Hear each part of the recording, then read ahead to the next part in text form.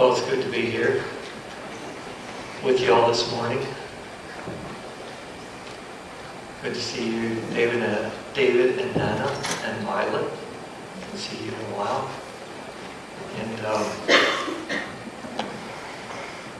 I tell you, David and Nana, we miss you here at our church family, but I'm happy to hear that you found a caring church family from what you said. I gathered that, so I think it's a real blessing. And I don't write letters, and I don't make a lot of phone calls, and we don't travel much, so therefore I didn't see you for a while, but good to see you again.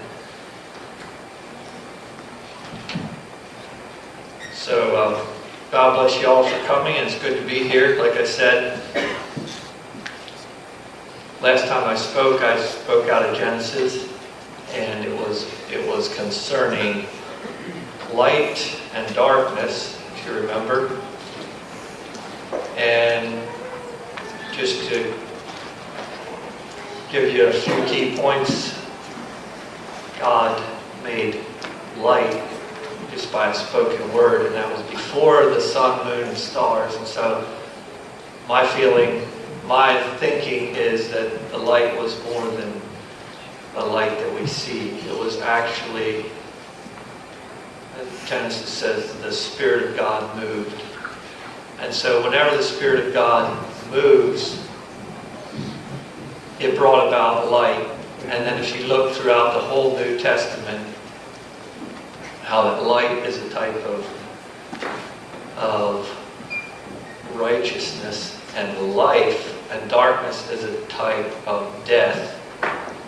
And it's usually associated with, has a negative connotation. Darkness does. And so last time I spoke, that's what we looked at. All through the Bible, the verses that speak about light and the verses that speak about darkness. So my thought is that the light that God created, the very first thing He created, when He said, "Let there be light," was something that flows from His presence when the Spirit of God moves. And it's not so much the physical light that we see, but it's life, and it's associated with goodness and righteousness in the Bible. So that's what we looked at. And I read a lot of verses, and I was surprised or amazed at how many verses there are in the New Testament that speak of light and darkness. I'll just read a couple. In Him was life, and the life was the light of men. It's in John. And then Paul's reference to the creation, I believe, when he says, "For God, who commanded the light to shine out of darkness." Paul referring to the creation of the world. And then he makes the comparison, the analogy, "has shined in our hearts to give the light of the knowledge of the glory of God in the face of Jesus Christ." So we looked at a lot of that last time. So I want to continue on, and the title is "Dividing the Light from the Darkness." So I think this is the very next step. So God said, "Let there be light." And then I'll eventually read those couple of verses, but looking at the order of God's creation, and I believe these principles when we talked about light and darkness, and then the next principle of God dividing light from darkness. I told you last time that principle runs the whole way through the Bible to the very end, where you see that heaven is perpetually light all the time, and God is that light.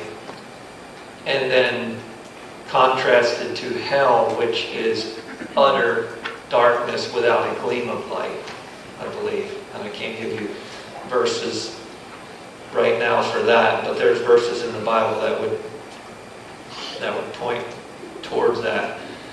And then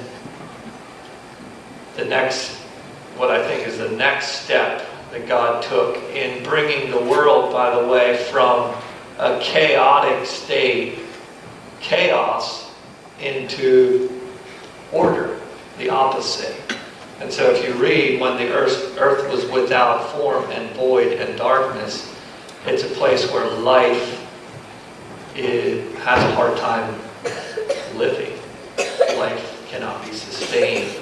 And so God's bringing it toward order, which supports life. And so this dividing light from darkness is another step in that order. And I believe this concept and this principle runs the whole way through the Bible to, once again, Revelation, where in the last, at the end of time, God is going to say, I'm going to divide. I'm going to separate the unrighteousness, the light from the darkness, if you will, the unrighteousness from the righteous, the sheep from the goats. And so I think this concept runs the whole way through the Bible also. Let's bow our heads for prayer at this time. God in heaven, thank you for your word. Thank you for this time we could spend together. Thank you for all the brothers and sisters here this morning. Pray that you bless each one and bless us as we open your word and consider what you have for us this morning. And bless my thoughts with the clarity from you. And help me to say only what you want me to say this morning. In Jesus' name. So God is a God of order. We see that. He's bringing the creation towards order. And if you look at the solar system, and I told you when I speaking on Genesis, I'm not a scientist, so I'm not going to be giving you a lot of scientific facts.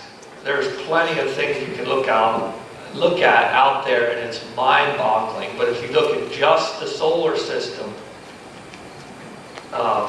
I think NASA and the people that work in the space department can base their calculations on the solar system. It is that precise. It is very precise. So God is a God of order. It's nothing short of amazing, the amount of precision that is in the solar system. And the opposite of that, I already told you, the chaotic world. And if you look around in our world today, in our society, what would be a word that you would describe our world? David mentioned the drug problem in Elkhart, and that's one little city, I think I can say, out of many cities in one country. There's problems all over the world. And so I think you could say our world is chaotic. And why is our world chaotic? Because people turn to everything but to God for satisfaction, for the answers for their problems. And so that, I believe that brings chaos.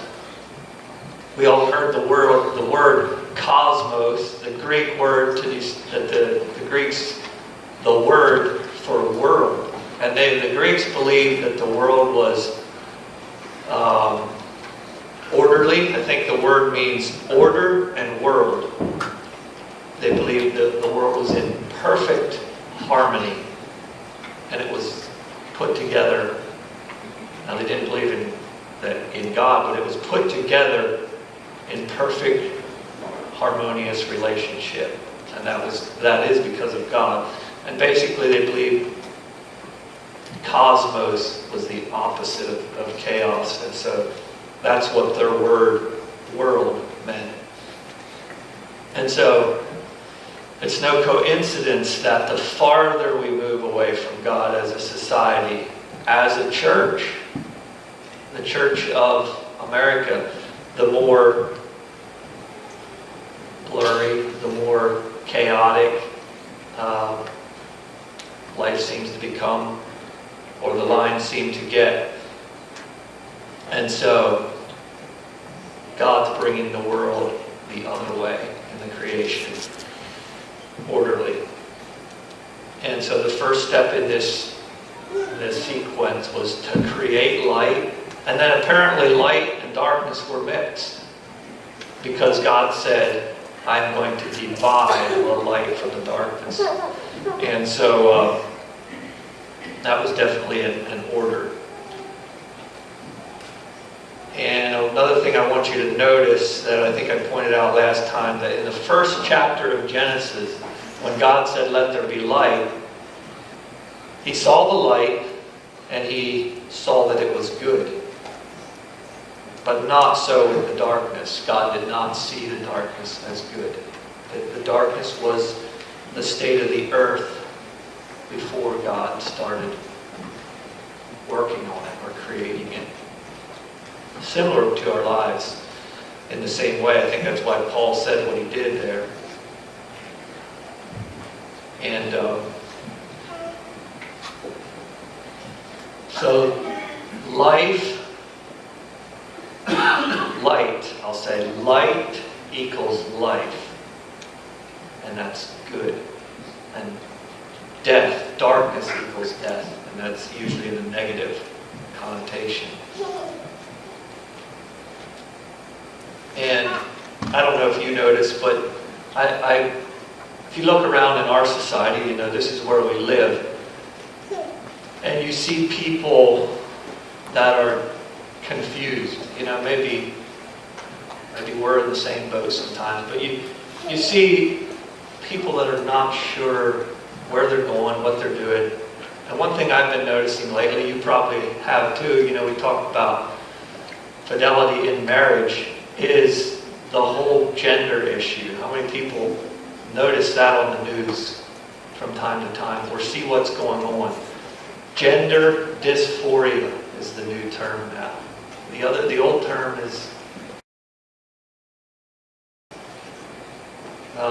what is it? But apparently the old term was somewhat offensive, so it's now gender dysphoria. People don't know what they are. Basically, they're confused, and I think that's because we're moving away from God. And the problem is that the whole transgender is held up in our society as it's almost looked up to, like you'll get more privileges. And I think that's a problem when a mental illness, I believe it's a mental illness, when that is held up as normal. And I think that's a real problem. That's what's happening in our society today. Celebration, if you will, of a mental illness. And people are confused because they're without God. Genesis 1 also says God created man and God created male and female. And so the confusion around the whole gender issue is because we're moving away from God. When you and I were conceived, or soon thereafter, it was determined whether we were, by God, whether we were male and female. It's now popular to let your child decide what they're going to become. And so that's confusion. That is confusing their children. Hopefully not ours. And I think we need to be clear on some of these things. The farther we move away from God, the more confusion and chaos it brings. And so looking at these verses, I want to read where God divided and separated the light from the darkness. I'll start at verse 3. And God said, Genesis 1, you probably know it by memory, "Let there be light," and there was light. And God saw the light, that it was good, and God divided light from darkness. And God called the light day, and the darkness he called night, and the evening and the morning were the first day.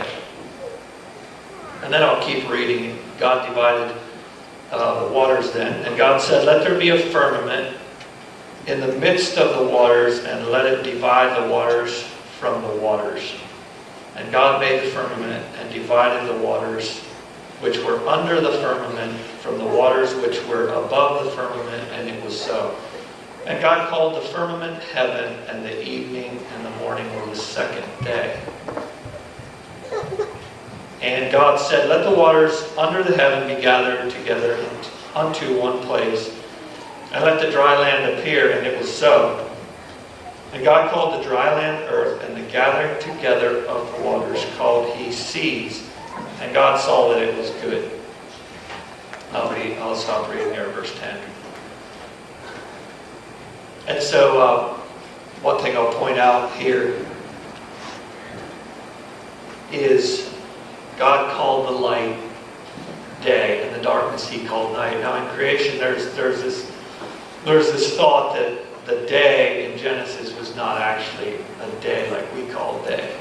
It wasn't 24 hours. There's a pretty big following of people that would believe that it wasn't a literal 24 hours. To me, I just take what it says. He had the light, and he called it day. And then darkness he called night.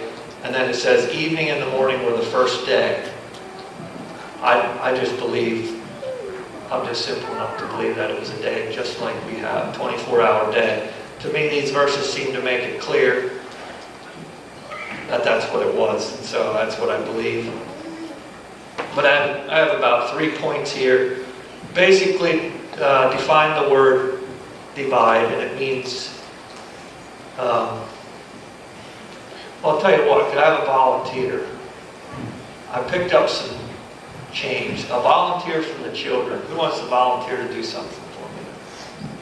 It's really easy. Any hands? Kyle. Okay, I was going out on my dresser, I had this change here, so I picked up the change. Why don't we do it right here? You just stand behind the pulpit. You can get used to this. And I got the coins. Can you divide it for me?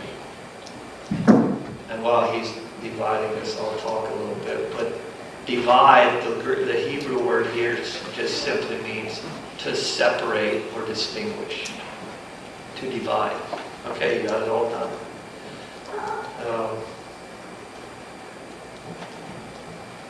Why did you put all these in one pile?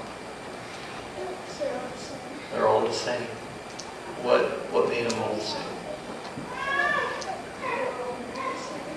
They were all made the same. Why did you not put this one right here?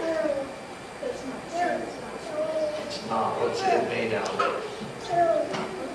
Ooh, that's made out of copper. So these are coins, pennies, quarters, 1 nickel and 1 dime. That's what I happen to have. Okay, so Kylan says you put them all here because they were made out of the same thing and they look the same, right? They're the same. And all these look the same. So was it very hard to divide them? No, not very hard at all. Okay, thanks. You can actually have it. Are you wealthy enough?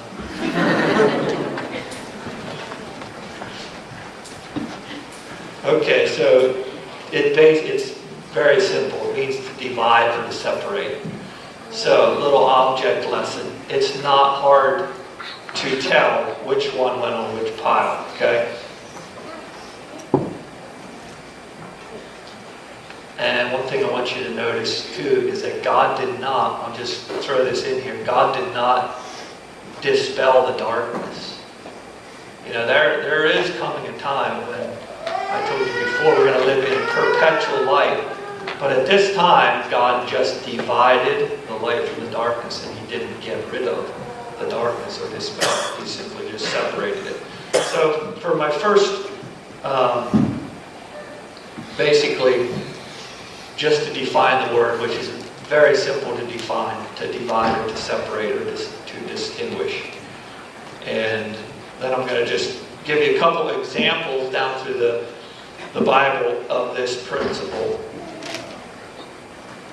And the first one is in 1 Kings 8, verse 53. Speaking of the Jewish nation, says, "Thou didst separate them from among all the people of the earth to people of the earth to be thine inheritance. So that's talking about the Israelites.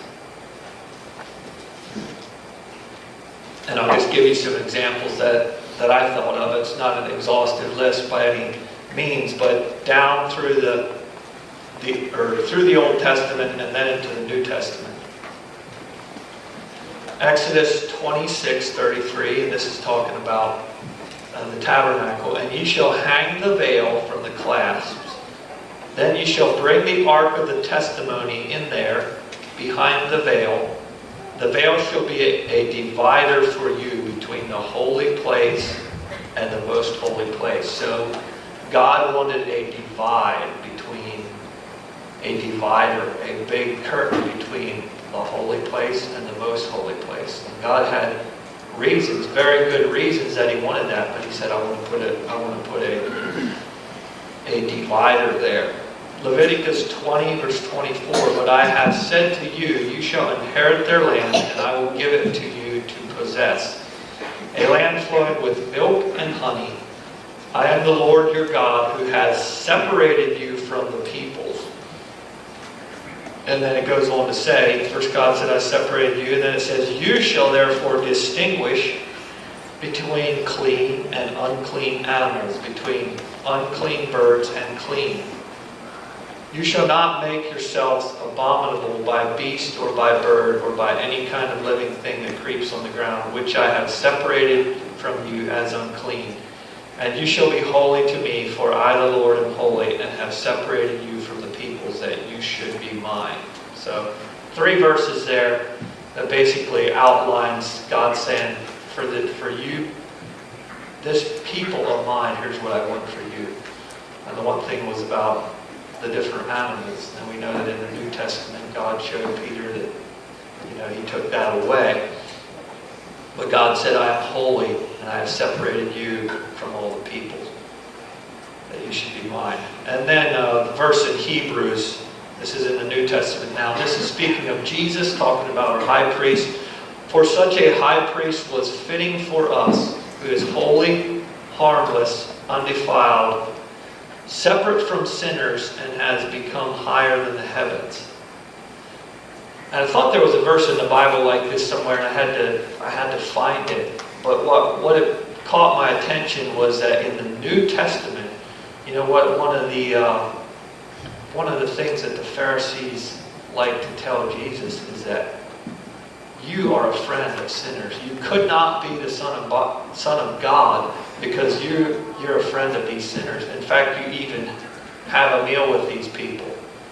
And so I found the verse in Hebrews 7, separate from sinners. It describes our high priest as holy, harmless, undefiled, separate from sinners. And so,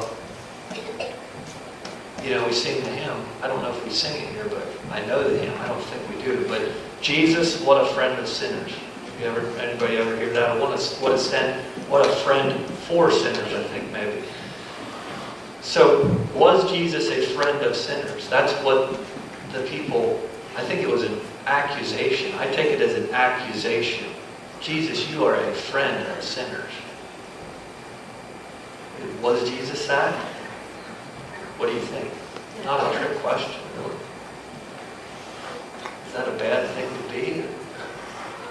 Any of you have friends that are sinners? I do. So is it possible, here in Hebrews it says separate from sinners. Jesus was separate from sinners. And this is a topic that you could make a whole study on this topic, and I'm not going to, but what is being separate from sinners, and then Jesus being a friend of sinners? Can you do both there? Any comments on that? Yes. Yes, you can. Yes, I think you can too. How would, I know how I believe you can do both. Anybody want to say, make any statement on that? I don't know if you remember the sermon I preached on. I preached about fellowship. And I remember studying that and making this statement that, you have fellowship or communion or community, when you participate, now I can't remember exactly how it is, but I made the statement, when you participate in something, you're common, it's part of fellowship.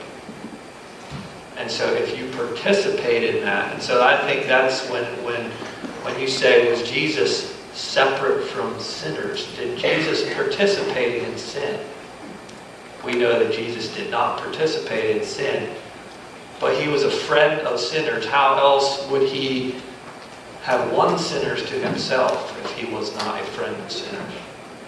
And so I think that's how I look at it.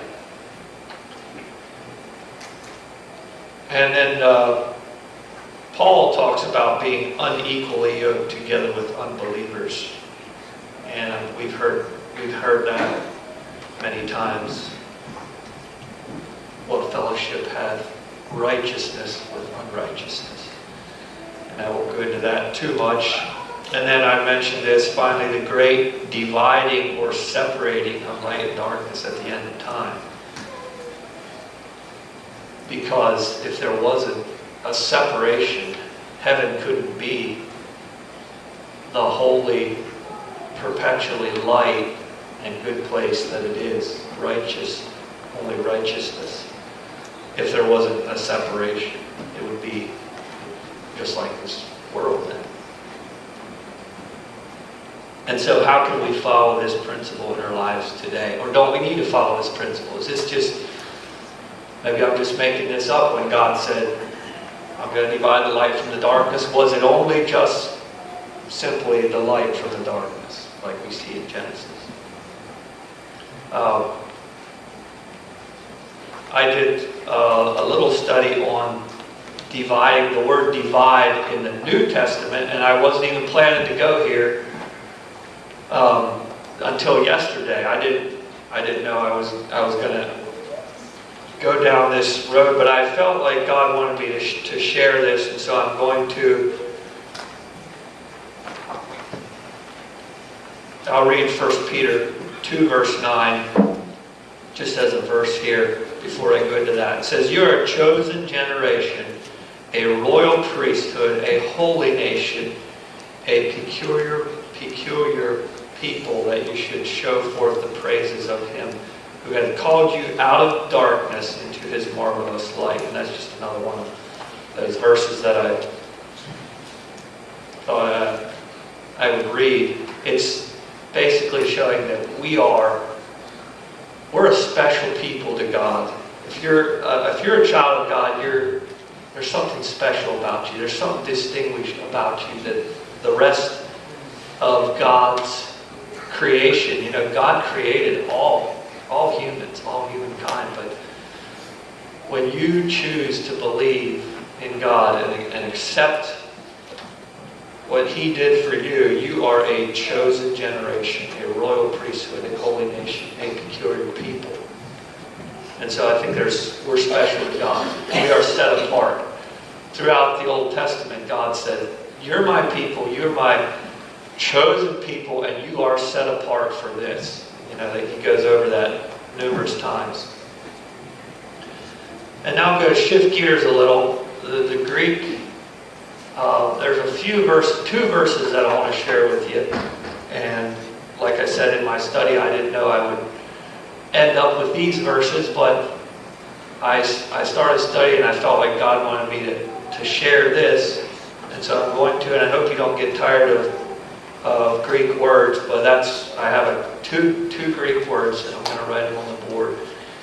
And it was interesting to me in studying this. I think it was Elam that mentioned this one verse. I wasn't here last Sunday, 2 or 3 Sundays ago, and it was the rightly dividing the word of truth. And so somehow I thought of that verse, and so I got to looking up the phrase rightly dividing, and in those 2 words in the, so I can write it high enough here.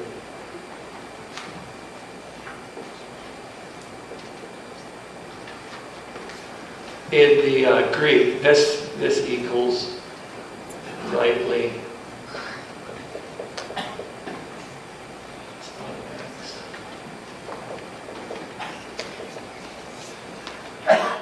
Rightly dividing the one word. And then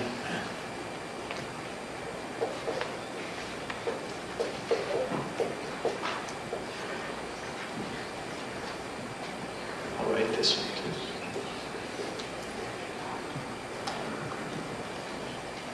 Okay, these what I discovered in studying, these two words are related.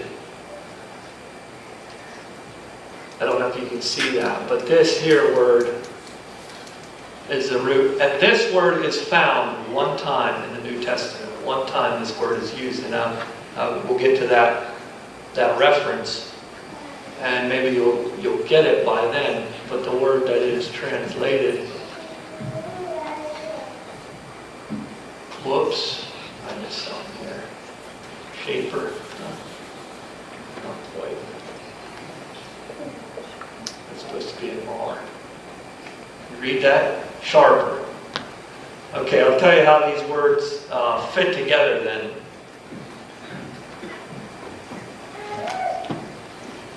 First of all, this word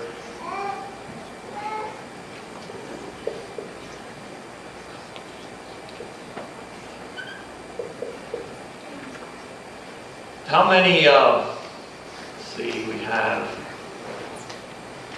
I remember that. It's interesting, if you look up a lot of Greek words, eventually you come to a word and you say, oh, I remember that word from somewhere before. And so that's what happened in this case. I think it's spelled like, it's either E-I or I-E-M, I can't remember which. But how many orthodoxes do we have here today? Are there any Orthodox here? Orthodox people? Nobody wants to claim it. Maybe if I tell you what it means, you might claim it. This word,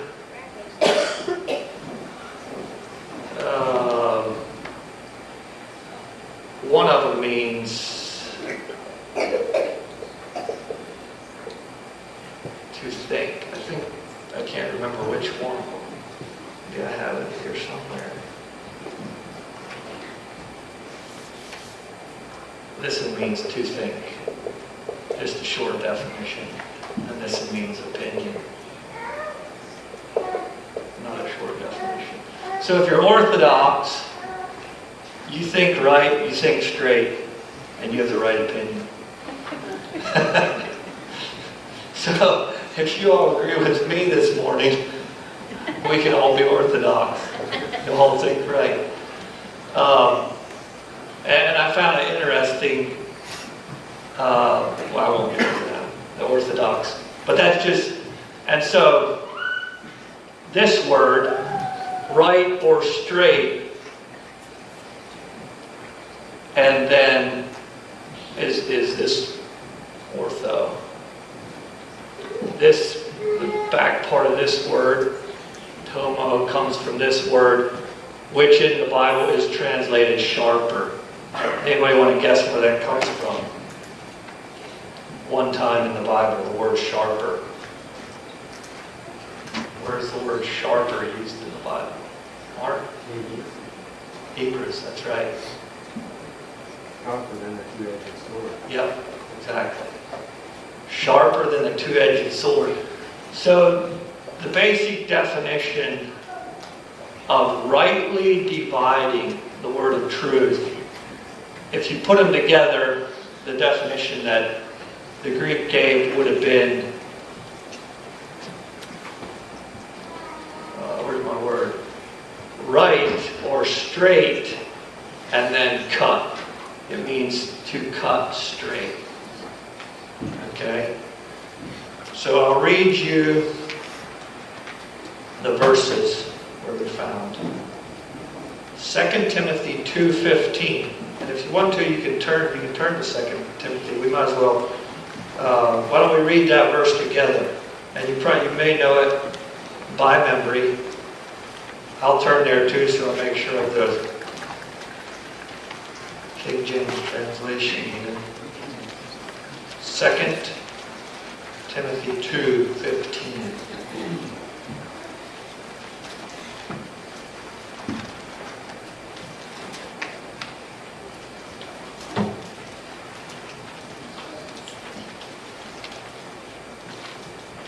I'll get there. Okay.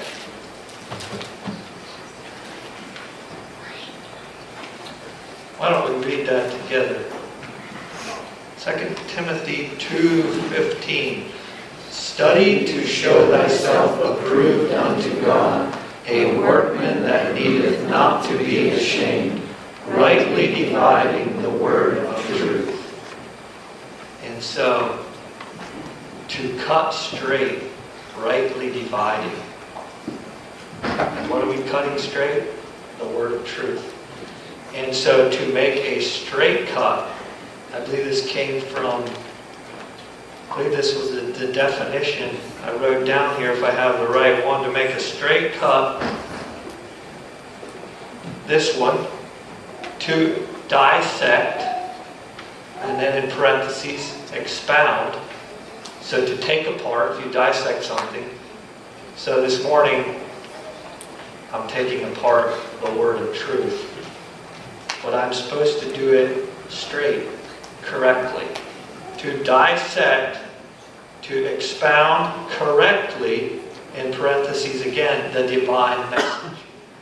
So it's my responsibility, or your responsibility, if you dissect or take apart the Word of God, that you're supposed to do it straight. You're supposed to cut straight. Okay, what does that have to do with, or what parallel does that have to do with this word? And we see to cut, sharper. And I found this very interesting that these two are tied together. So when you're thinking of dividing, that's what we're thinking about this morning. Dividing. Sometimes you cut to divide. Yesterday I got,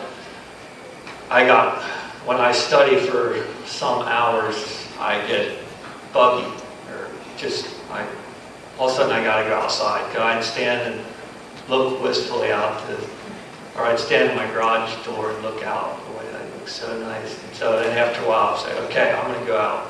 I got a bunch of wood to split. So I went out and I started splitting wood. I was dividing the wood.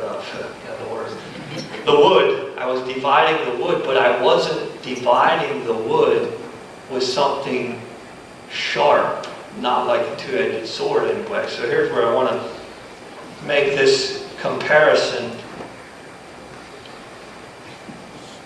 This word means sharp, but it also said not something, one single stroke. Sharp with one single stroke. And that reminded me of, if you've ever looked at how they, or I don't know if you ever saw this, read about it, how the priests or the kosher way to kill an animal. Anybody ever look at that? Or we went toward, what farm was this?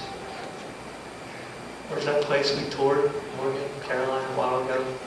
They had a rabbi at their farm so that they could sell kosher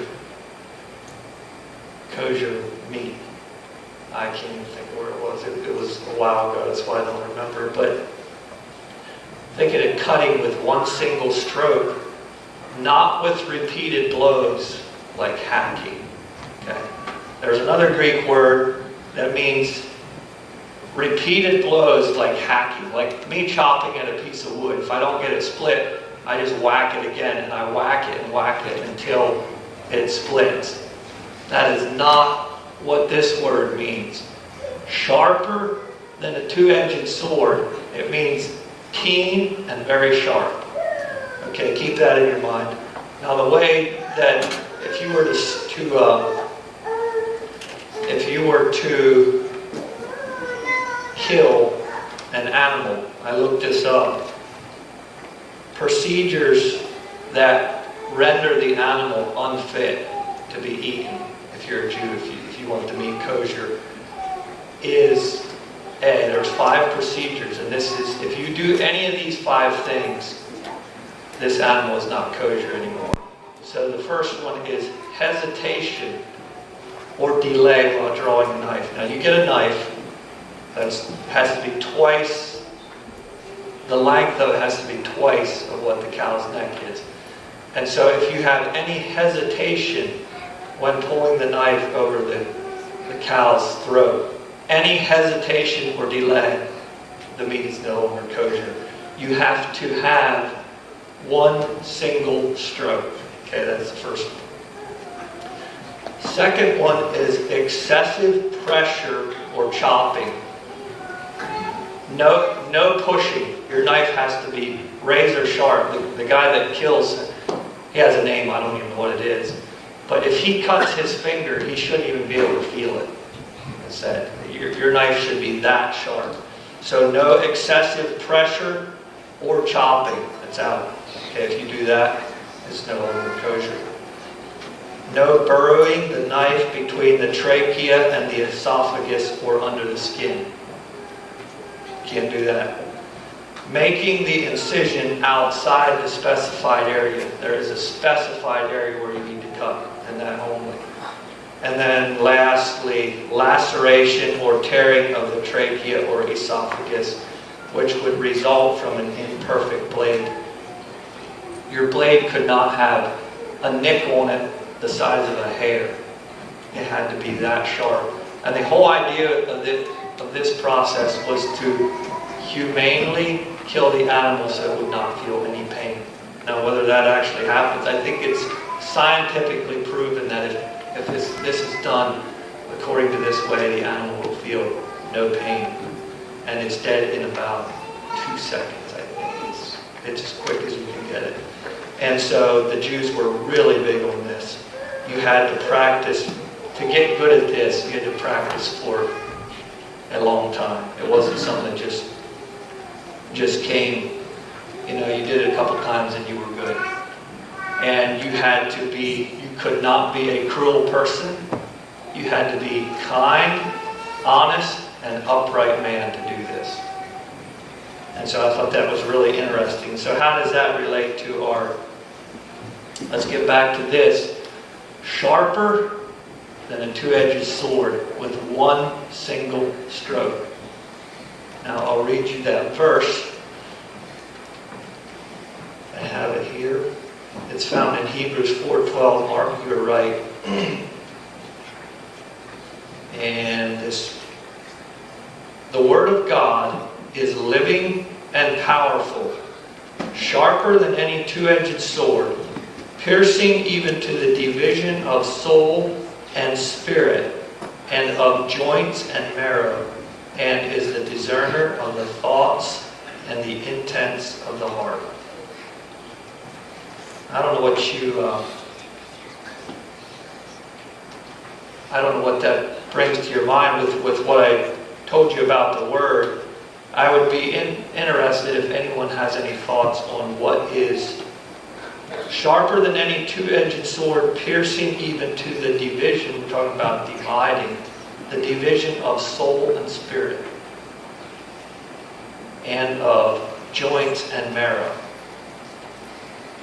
Anyone? I'll give you a little while to think about that as I speak. You didn't have as long to think about it as I did, but if you have any thoughts, I'd be happy to hear them. Think of a surgeon. I thought of this yesterday. Think of a surgeon doing surgery on someone. A clean, sharp scalpel or knife, whatever they call it. You don't make a ragged cut. You don't chop. You don't make repeated blows. You don't take a machete and whack, whack, whack. take a clean, sharp knife and you make, now in this passage it says a single stroke. Now in the world of surgeons, I doubt they do it with a single stroke, but they don't have to. But that's what this means here, sharper, keen and sharp with a single stroke. So why would the wound will heal better if it's laid open with a clean, sharp knife instead of a ragged, chopping cut. It'd be a lot of unnecessary damage and it would take longer to heal. And so I'd like to take a look at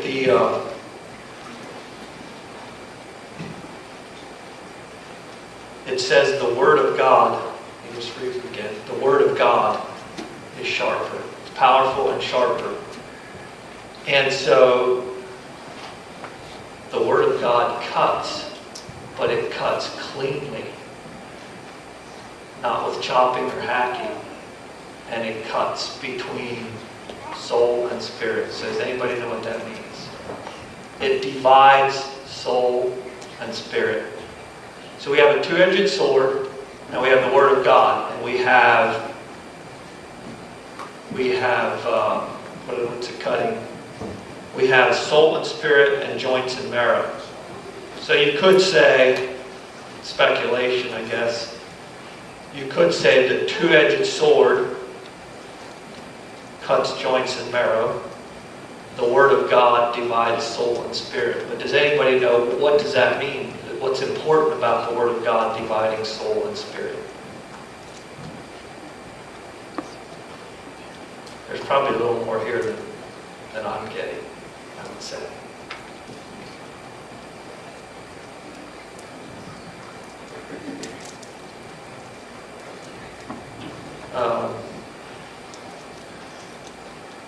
One thing about it, in surgery, if you chop somebody open and then try to see what you're doing to perform a surgery, there's going to be a lot of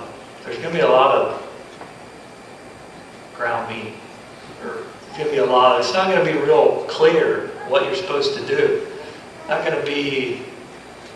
And so I think using this analogy, the Word of God is clear. You see exactly what you're supposed to do with a clean cut. The Word of God divides with clarity. I think we can conclude that. And it may also be referring to the priest, what I mentioned about the killing of animals. It could be referring to, because Hebrews is talking about Jesus as our high priest, it could be referring to the duty of a priest. It talks about the knife, the long knife. It doesn't say long here, but that's, and could be referring to that. Jesus, here's what I have written down. Now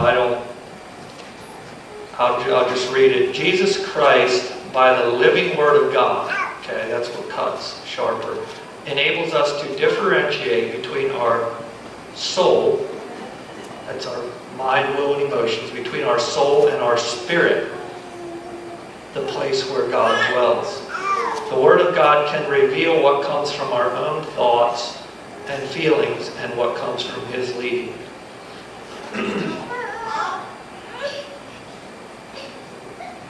Now I know I've said this, and how many times have I said, you may have said this very same thing. I don't know, a thought comes to your mind and you say, I don't know if that thought came from God or if that was just me. How many have ever thought or said that? Quite a few of you. I've had that feeling many times, thinking something comes to mind. Now, is that from God or is that just my soul? Is that just me? And so I think the Word of God, to become a truly spiritual man, we need to be able to divide what comes from me and what comes from God. What comes from soul, what comes from spirit. And the keen, sharp edge, like this word means, of the Word pierces and divides the soul from the spirit. And so when I started studying this, that's not where I thought I would end up, and maybe think I was two different. I don't think it's two different subjects, because we're speaking about dividing. One's in the New Testament idea, but when God created the world, He was making order out of chaos. And then the more we look around in our society, the more we get away from God, the more blurry the lines are, the more, kind of like that ragged cut. We can't, there's not clarity that the Word of God brings. The Word of God, that's why I feel we need to continually go back to the Word of God, because the Word of God divides and it brings clarity to a situation. And we should know where we stand.